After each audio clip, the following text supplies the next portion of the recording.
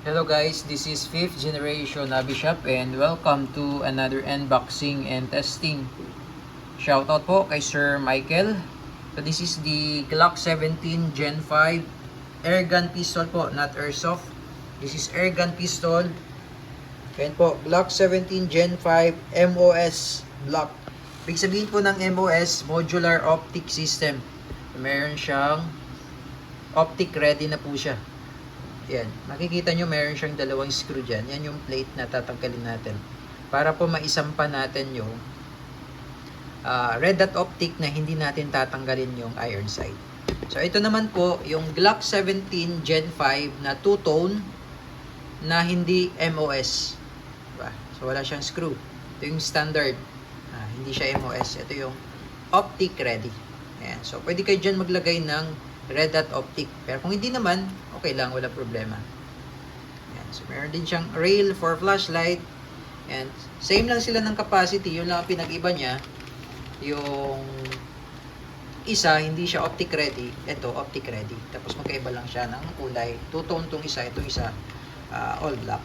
Ayan. Pero yung performance and parts, same lang. Ayan. At pinakita ko lang sa inyo para po meron kasi mga hindi fan sa red dot.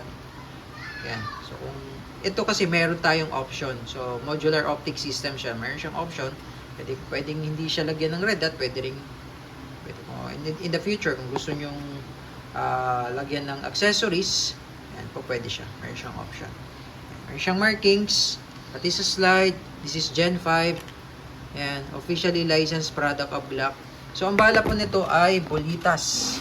Yan, 4.5 mm steel ball. Yan po yung bala niya. Tapos yung hangin naman niya ay CO2. Ito po yung CO2 cartridge. Yan, ito yung 12G CO2 cartridge. Yung isang CO2, good for 60 shots more or less. Napaka-solid po nito. Glock 17 Gen 5 airgun pistol. So airgun po siya, hindi po siya airsoft. This is airgun pistol. Again, shoutout po kay Sir Michael. So, testingin po natin, lagyan lang po natin ng CO2 at bala, then testing tayo.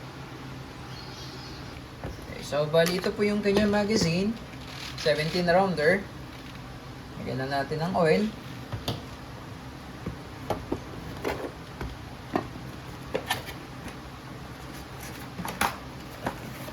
So, this is made in Germany po. Ayan, German Engineering, Glock 17.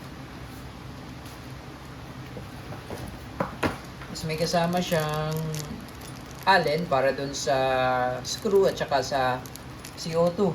Okay? Hindi ko lang gagamitin yan. Ito lang gamitin kong allen. Ayan. Ipitan nyo lang. Tamang higpit. Alalay lang.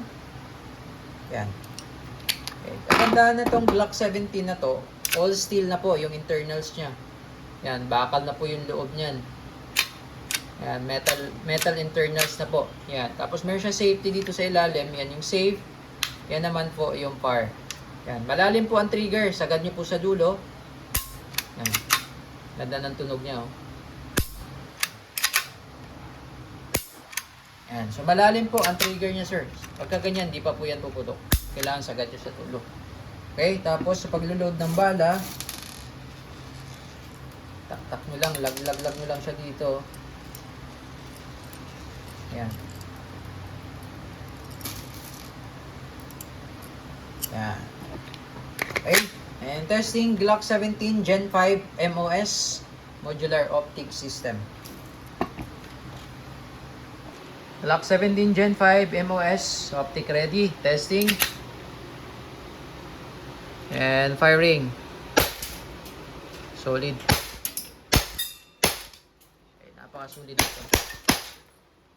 Open slide, release mag. So hindi ko na po tatanggalin muna yung CO2, sir, sayang kasi.